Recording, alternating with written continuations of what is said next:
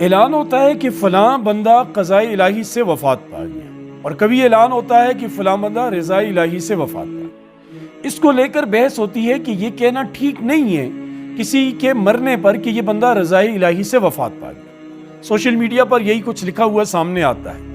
اب اس کی تحقیق آپ کے سامنے میں رکھنے جا رہا ہوں کہ مرنے پر قضائے الہی کے ساتھ رضائے الہی کہہ سکتے ہیں یا نہیں۔ پہلے آپ قضاء اور رضا کا معنی سمجھیں۔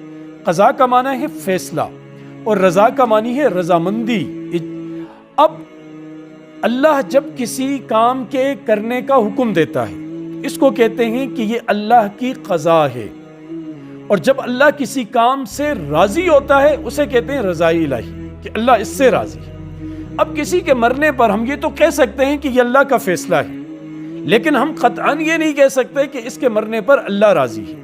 دیکھیں، بہت ساری چیزیں ایسی ہیں جو اللہ کی مشیت اور ارادے سے ہوتی ہیں، اللہ کے قضاء اور فیصلے سے ہوتی ہیں، لیکن یہ ضروری نہیں ہوتا کہ اللہ ان کے صدور سے، صادر ہونے سے، ان کے واقع ہونے سے اللہ راضی بھی ہو۔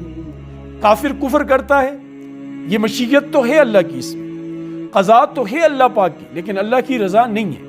کوئی قاتل قتل کرتا ہے، قضاء اور مشیت میں تو ہے یہ چیز، لیکن اللہ کی رضا میں نہیں۔ کوئی آدمی نافرمانی کرتا ہے، تم نہیں کہہ سکتے کہ یہ اللہ کی رضا سے کر رہا ہے۔ کوئی ایکسیڈنٹ اور حادثہ ہوتا ہے، کوئی واقعہ رونما ہوتا ہے، کوئی وبا آ جاتی ہے، کوئی بیماری آ جاتی ہے، زلزلے اور سیلاب آتے ہیں، یہ تو ہم کہہ سکتے ہیں کہ یہ اللہ کی قضاء اور مشیت سے ہوئے، لیکن ہم یہ نہیں کہہ سکتے کہ یہ اللہ کی رضا سے ہوئے، مطلب اللہ کی پسندیدگی اور اللہ کی رضامندی سے ہوئے۔